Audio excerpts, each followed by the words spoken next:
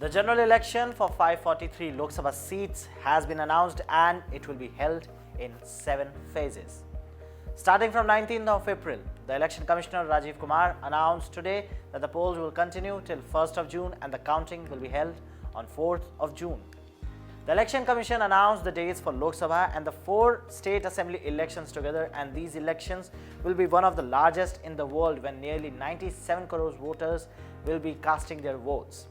Now, as the Election Commission announced dates, the Model Code of Conduct has also come into effect. So this means now it's full-on campaign mode and there will be some regulations. But for many, there is one big question today, that what exactly is Model Code of Conduct? Well, putting it in a very simple term, Model Code of Conduct is basically a set of rules that are put in force by the Election Commission to guarantee a free and fair election. It is a set of norms that have evolved with political parties consenting to abide by the principle embodied in the said code. It also binds them to respect and observe it in its letter and spirit. It is valid from the date of announcement of an election either to the Parliament, State Assembly or District, and continues thoroughly through the election when it is in motion. In case of Assembly election, it is valid throughout the poll-bound state. In the case of Parliamentary or General election, the Model Code of Conduct is valid throughout the country. Now, when the Model Code of Conduct is implemented, basically the Election Commission is also now working as an authority to monitor every activity of the political parties. The Election Commission also ensures the code's observance by political parties, including the ruling party at the center and in the states, even the opposition parties too.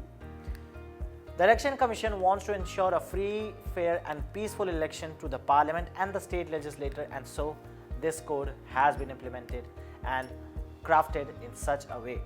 It also ensures that official machinery of the electoral purpose is not misused.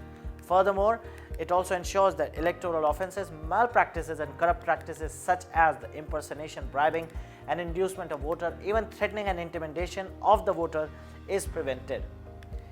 Ministers are prohibited from combining official visits to the electioneering officers, and they can also not utilize any official resource or personnel for their electoral purposes. Furthermore, the use of any transportation, including official aircraft and vehicle, for the benefit of any candidate or political party is strictly forbidden in the code. A comprehensive ban is also on the transfer and posting of all the officers associated with the election process when the code is enforced, requiring prior approval from the Election Commission for any such action. Additionally, ministers, whether from the union or state, are also restricted from summoning the election-related officer for official discussion outside the election context. Advertisement highlighting the party's achievement at the expense of public fund in print, electronic media and now even in digital media will be prohibited. If a scheme has been announced by the state or the union government but no work has been commenced during the period of the Model Code of Conduct, initiation of such a work is also banned. However, ongoing project may continue to go on. Moreover, there will be no more fresh release of the funds by the MP, MLA or any government in the India. So this is what basically this whole Model Code of Conduct is exactly about. With the Lok Sabha elections now officially declared, the Model Code of Conduct is now imposed, and surely the Election Commission will have a major task for the next 2 months to ensure the smooth flow of the election. With the date announced, the time has come for every one of us to exercise our right, and also the Election Commission has got its right to make it sure that Model Code of Conduct is implemented with free and fair, generous purposes.